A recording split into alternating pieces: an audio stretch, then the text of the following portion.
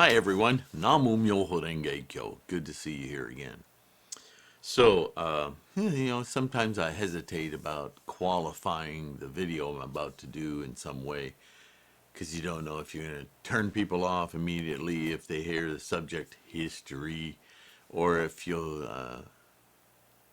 narrow the audience somehow. I don't want to do that. But this is a pretty meaty go show. It's not as long as the Opening the Eyes go show, but it's a really important go show, a writing of Nichiren's. It's titled The Tripitaka Master Shan Wei. And that might make you think that this go show is about Shan Wei. But, and though, of course, that's a trajectory, if you will, of this go show. This is really Nichiren exercising some of his scholarship, his knowledge, not only of Buddhism in general, but of Buddhism as it transmigrates through different cultures, nations, time. You know, in Buddhism, the teaching of the people's capacity and the people's time, and the time in general. It's often a little cornerstone within the greater teachings of Buddhism, and always a constant reference point. Who am I teaching to? At what time am I teaching in the broader spectrum of time, in cultures, in countries? Buddhism makes a lot of different references to these things. Not so much to identify times with specific kinds of learning, but more to alert the reader, the student, to taking things within context.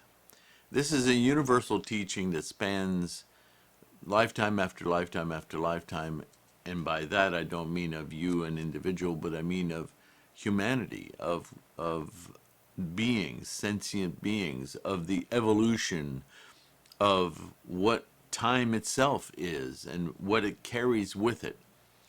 We've talked about karma being a causal formula and a resultant of the 12-linked nidana, the chain that happens in innumerous times in each moment of life. But it also predates your birth. It predates life. It begins with the universe. And so Nichiren and Tendai, they talk about these things, and Buddhism in general does. Nichiren identified it as Ichen and Sanzen when he was talking about the 3,000 realms, another way of putting it. And this has come up a few times in comments and conversations I've had with some of you. And this is the karma with the big K. This is the karma that predates your birth. This is the karma that comes of the entire formation engine of what we call this universe. Life begins long before Ted or Bob or Jane or Betty. Before dinosaurs, before the earth, before gases, before time.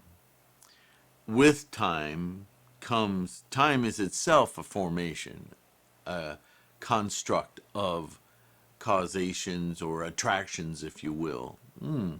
So this adds a great deal of profundity to what it is that we're trying to affect, influence, and modify in our own brief lifetimes. All right, so that is all to put into context what this go show and what Nichiren is trying to demonstrate here is to have some context and some compassion for the method of transmission of the sermons of Shakyamuni throughout hundreds and thousands of years, cultures, languages, time.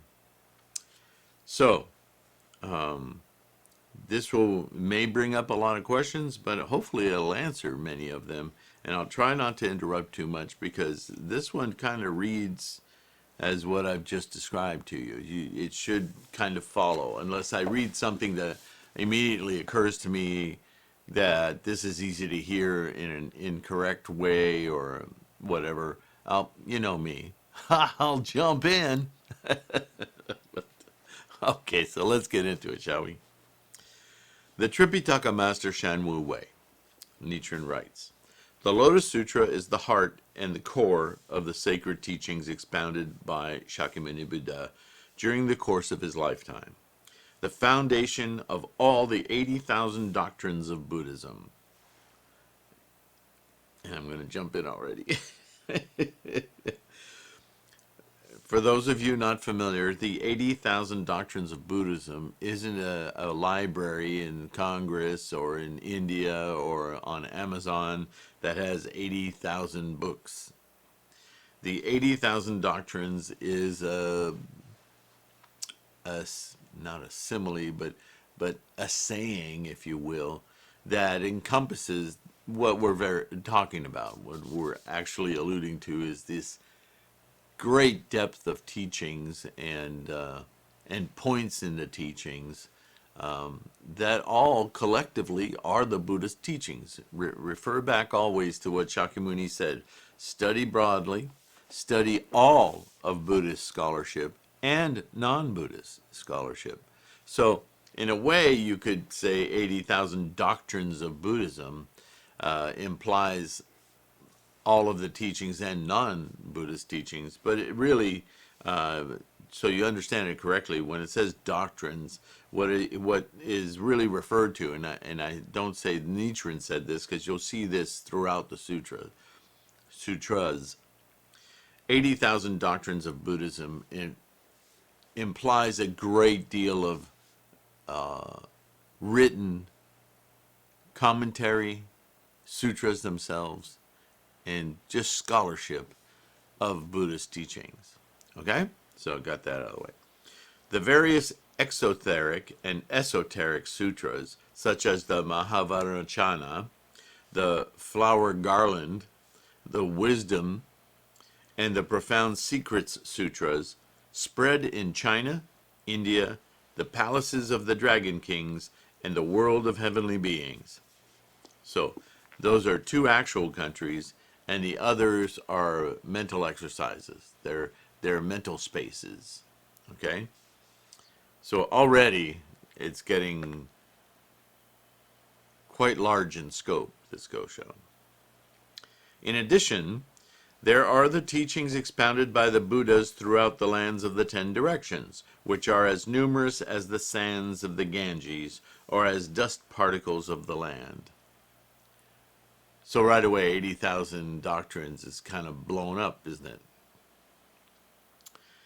Even if one were to use all the water in the oceans to produce sumi ink and fashion all the trees and bushes of the major world system into writing brushes, one could never finish writing them all.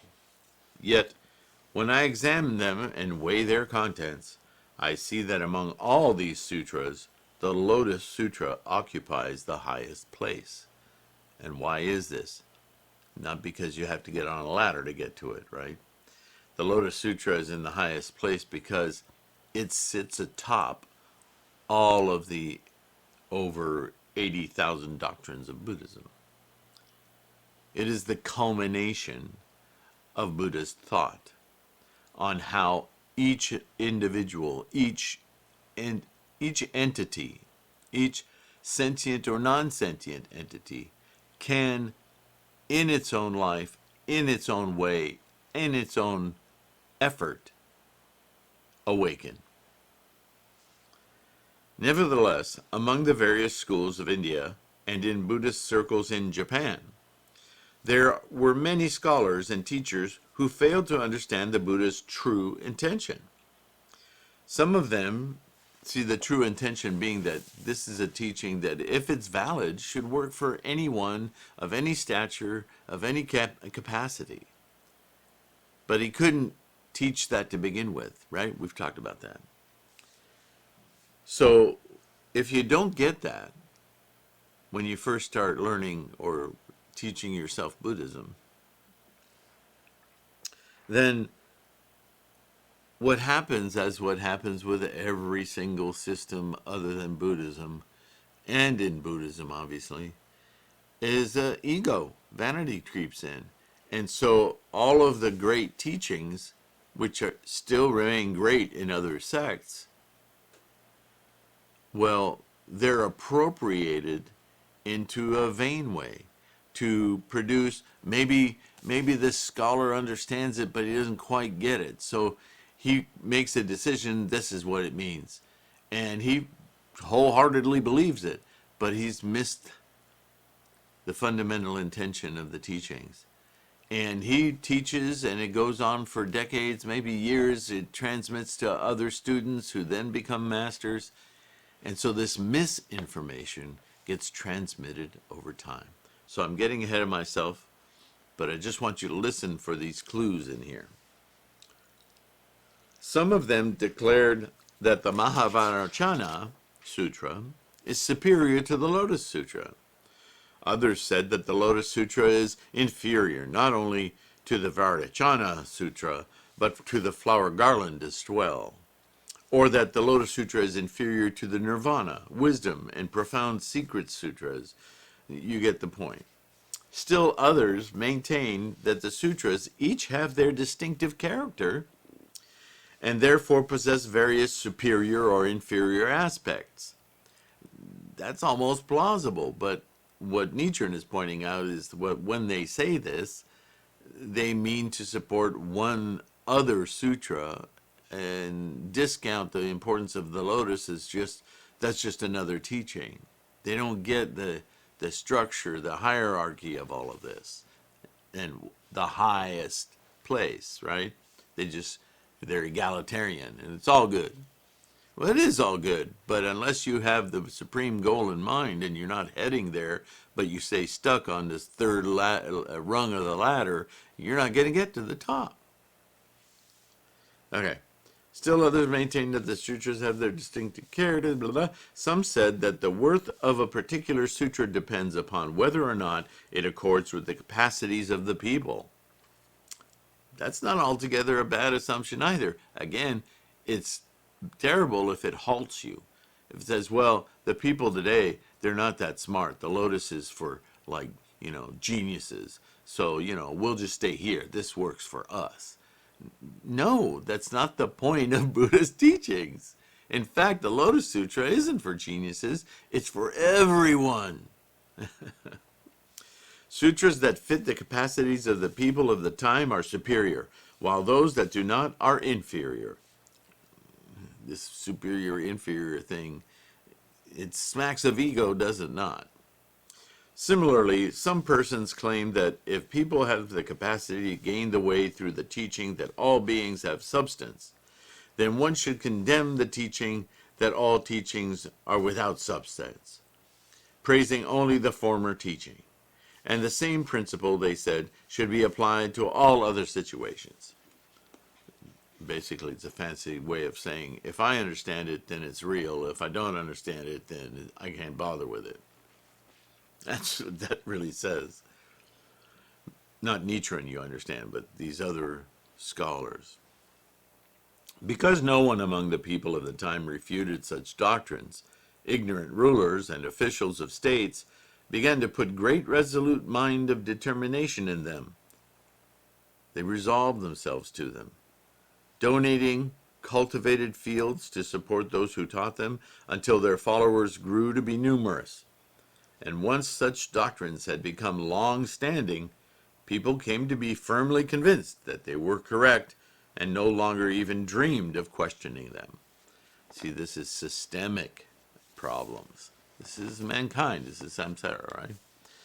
So you can also see in that short writing there that he's demonstrating that those leaders, those scholars that were deemed to be authoritative, remember, this is an authoritarian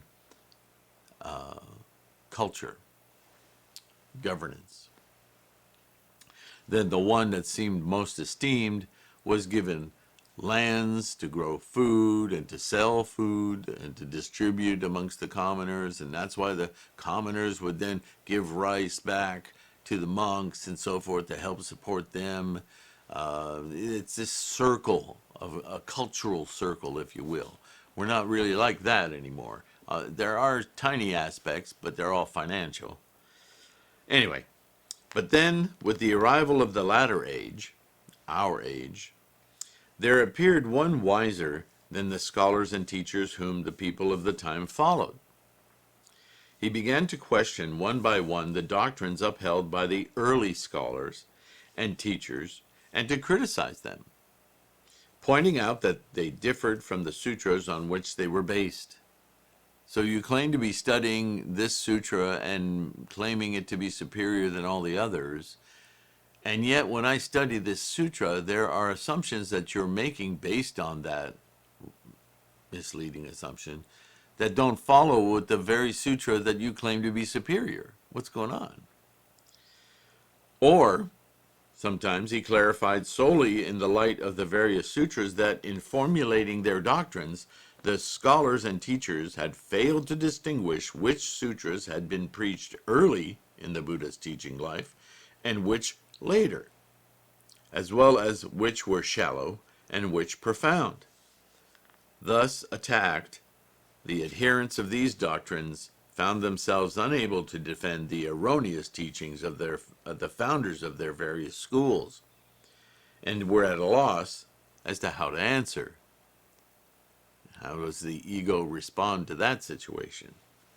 Some, in their doubt, declared that the scholars and teachers must surely have had their passages of proof in the sutras and treatises, but that they themselves, lacking the requisite wisdom, could not defend these doctrines effectively. Oh, poor me. It's just me. Don't put down my school. I just don't know it well enough to be able to defend it. Others, also doubtful, decided that while their teachers had been worthies and learned persons of antiquity, they themselves were ignorant people of the latter age. In this way, they convinced persons of virtue or rank to ally with them and totally oppose the one who challenged their beliefs. Interesting, the politics of all this, right? But I, Nichiren, have discarded prejudice, whether against the opinions of others or in favor of my own, and set aside the views propounded by scholars and teachers. Instead, relying solely on the passages of the sutras themselves, I have come to understand that the Lotus Sutra deserves to occupy the primary place. If there are those who assert that some other sutra surpasses the Lotus Sutra, we must suppose it is for one or another of the following reasons. First, they have been deceived by passages in other scriptures that resemble those of the Lotus Sutra. Or they may have been deceived by sutras, quote unquote, that have been fabricated by persons of the latter times and passed off as the words of the Buddha. Oh my goodness. Lacking the wisdom to distinguish true from false, they have consequently accepted such texts as the Buddha's actual words. Beginning with Hui Neng and his Platform Sutra, or Shan and his teaching on Meditation Sutra, there have been numerous false teachers in India, China, and Japan who have simply made up their own sutras and preached them to the world. In addition, there are many others who have made up what they claim to be scriptural passages or who have inserted their own words into passages of the scriptures. Yikes. Nietzsche is not afraid to take these people on, right? Unfortunately, Nichiren writes, there are ignorant people who accept these spurious texts as genuine. They don't know any better. They're like the sightless person who, if told that there are stars in the sky that shine more brightly than the sun or moon, will accept that assertion as fact. When someone says that his or her own teacher, was a worthy or wise person of ages past, while Nichiren is a mere foolish man of the latter age, the ignorant will tend to agree. Because they have all these traditions and old documents, and how could you possibly know any better? You're just, a guy. This is by no means the first time that doubts of this kind have been raised. In the time of Shan and Sui dynasties, 557 to 618, in China, there was a lowly priest called Qi, who later became teacher to the emperors of two dynasties and was honored with the title Great Teacher Tendai Chiche. Before he rose to honor, this man not only refuted the doctrines of various Tripitaka masters. Tripitaka, by the way, if you're into Kung Fu, you've probably heard Tripitaka talked about in a lot of Asian martial art movies, especially because China produces a tremendous amount of these movies. So Tripitaka might pique your interest or your ears, so pay attention. And the teachers who lived in China in the preceding 500 years or more, 500 years or so.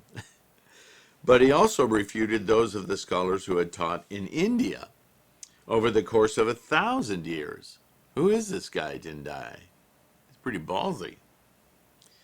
As a result, the wise men of northern and southern China rose up like clouds in opposition. What we would call a shitstorm today, right?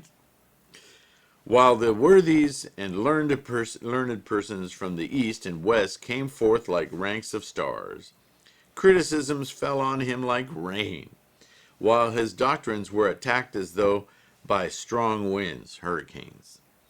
Yet, in the end, he succeeded in refuting the one-sided and erroneous doctrines of the scholars and teachers and established the correct doctrines of the Tendai school. Tentai, translated to Tendai later in Japan. Likewise, in Japan, during the reign of Emperor Kamu, there was a humble priest named Saicho, who later was honored with the title of Great Teacher Dengyo. He refuted the doctrines that had been taught by the Buddhist teachers of the various schools in Japan during the 200 and some years following the introduction of Buddhism in the reign of Emperor Kimei. At first, people were infuriated with him, but later they all joined in becoming his disciples. These people had criticized Tendai and Dengyo by saying, quote, "The founders of our schools were scholars of the four ranks of sages, and worthies and learned persons of antiquity, while you're no more than an ordinary foolish man of the end of the middle day of the law." The question, however, is not whether one lives in the former, the middle, or the latter day of the law, but whether one bases oneself upon the text of the true sutra. Again, the point is not who preaches a doctrine, but whether it accords with the truth. The truth in this case being the 80,000 doctrines of Buddhism, true to the original sermons spoken by Shakyamuni Buddha, and the scholarship that ensues over time as people's capacities grow and they need to reinvestigate the words of the sutras to fully comprehend its meaning. The meaning doesn't change over time. The depth of understanding of the meaning changes over time. Does that make sense? Okay. How long are we here? Yeah, we're only about 25 minutes, so we'll keep going. On considering the 8 schools of Buddhism current to Nichiren's time, I, Nichiren, have discovered the following. The Dharma characteristics, a school, the flower garland, and three treatises schools, which are based upon provisional sutras, declare that the provisional sutras are equal to the true sutra, or even that the true sutra is inferior to the provisional sutras. These are obviously errors originating with the scholars and teachers who founded these schools. The Dharma Analysis Treasury and establishment of truth schools are a special case, while the Precept School represents the very lowest level of the Hinayana teachings. Scholars surpass ordinary teachers, and the true Mahayana Sutra surpasses the provisional Mahayana Sutras. Thus, the Mahavajracana Sutra of the True Word School cannot equal the Flower Garland Sutra, much less the Nirvana and Lotus Sutras. Yet, when the Tripitaka master Shan Wei came to judge the relative merits of the Flower Garland, Lotus, and Mahavajracana Sutra, he erred in his interpretation by declaring that though the Lotus Sutra and the Mahavajracana Sutra are equal in terms of principle, the latter is superior in terms of practice. Ever since that time, the True Word followers have arrogantly asserted that the Lotus Sutra cannot even compare to the Flower Garland Sutra, much less to the True Word Sutras, or that because it fails to mention mudras and mantras, mantras, you know what those are. Mudras are hand positions, right? You see them in all the representative little sculptures of bodhisattvas, Buddhas, so on. The Lotus Sutra cannot begin to compete with the Mahavajracana Sutra.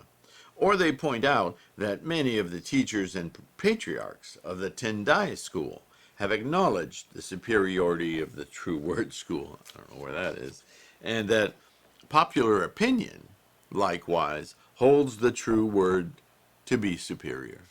Popular. It's popular, so it's better. That hasn't changed, right? I mean, in Buddhism it has, but in society, we're still that way. Since so many people hold mistaken opinions on this point, I have examined it in considerable detail. Okay, Nichiren, here we go. I have outlined my findings in other writings, which I hope you will consult. And I hope that people who seek the way will take advantage of the time while they are alive to learn the truth of the matter and pass it on to others. One should not be intimidated by the fact that so many hold such beliefs, nor does the truth of a belief depend on whether it has been held for a long time or a short time, if it's popular. The point is simply whether or not it confirms with the text of the scriptures and with reason. And this is an echo of Shakyamuni's also. Remember, Shakyamuni told his students often, don't follow me, don't make pictures of me, don't make symbols of me, don't latch onto my words like every word is changing your life. That's not reasonable. What you should do is listen to what I say, read the doctrines of Buddhism, all of them, and through that learning exercise, certain things will grab you. Certain things will suddenly make sense of other things that you maybe were thinking about, struggling with, or hadn't even considered. These are insights. And the more insights you accrue as you study and practice Buddhism without borders, without locking yourself into one place, by studying broadly, you will see what is reasonable, and you will find the ultimate meaning of what I'm trying to teach here in your own way, in your own words, in your own time. That is your awakening. All you can talk to others about when you're sharing and promulgating this Buddhism is the process, how to practice. But you can't describe your awakening. You can't describe Buddhism. And this is Shakyamuni saying this because he tried.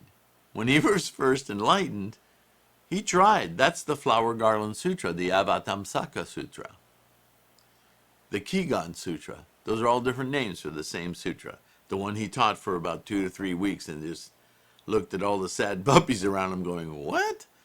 And decided, oh, that's my understanding of my awakening. I need to teach people how to get to the point where they can achieve their own awakening. Do you see? That's Buddhism. In the case of the Pure Land school, the Chinese priest Dan Luan, Dao Zhou, and Shan made numerous errors and led a great many people to embrace false views. In Japan, Honen adopted the teachings of these men and not only taught everyone to believe in the Nembutsu, but also attempted to wipe out all the other schools in the empire, because he was on a power trip.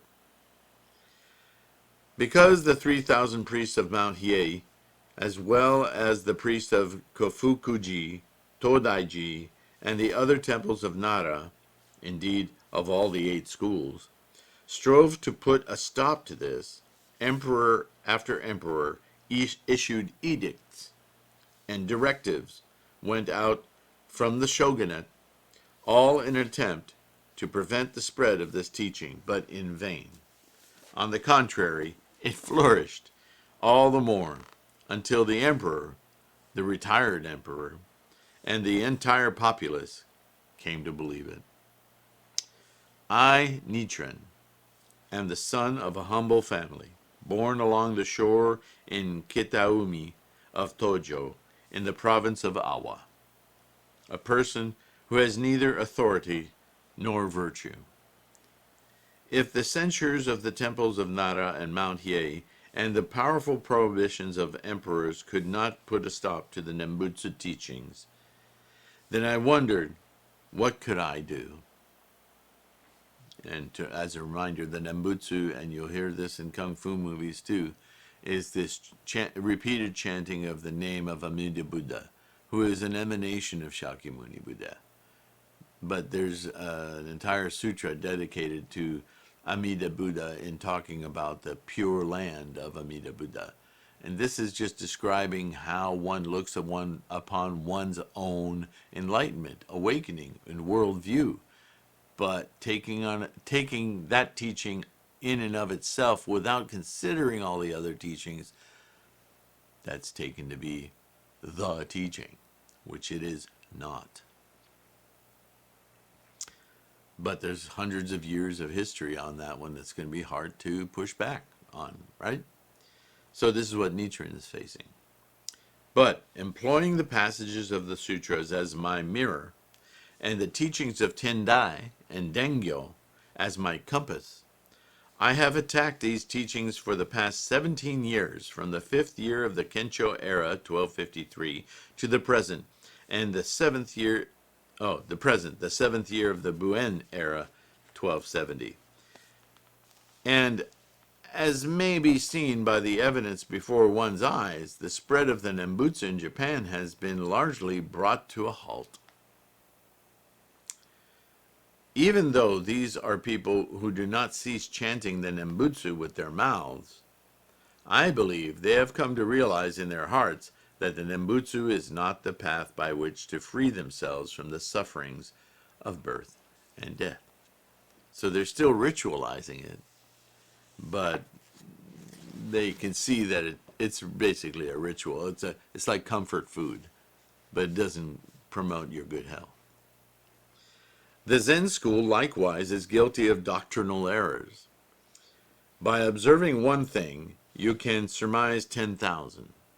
I can bring to an end to the errors of the true word and all the other schools at will. The wisdom of the true word teachers and other eminent priests of the page turning, Carmen,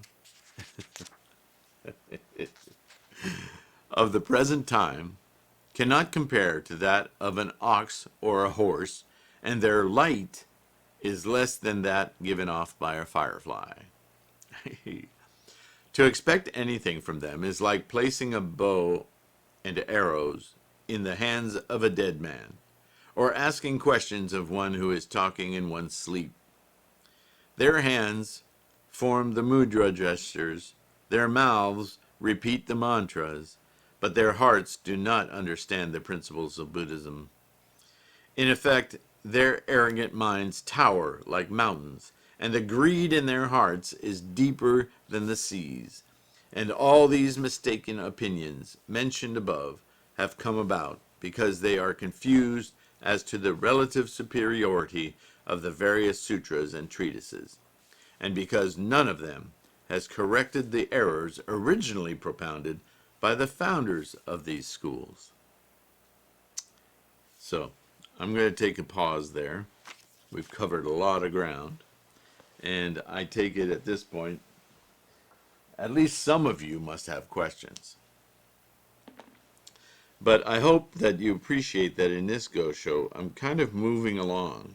I don't want to interrupt it that much because Nichiren's flow of thought is it's kind of dependent on reading through a lot of his similes and analysis and specific documents, and which are specific and which are summations and so on and so forth. So I don't want to get too much in the way of that unless I think it's easy to get confused. So we'll continue in another video. For now, that's part 1 of the Tripitaka Master, Shan Wei. Thanks for tuning in. I'll see you soon in the next one. Hopefully I'll just keep getting better at the audio and video on these videos. I've been struggling of late. I'm sure you've noticed. Hopefully this one came out pretty good. See you soon.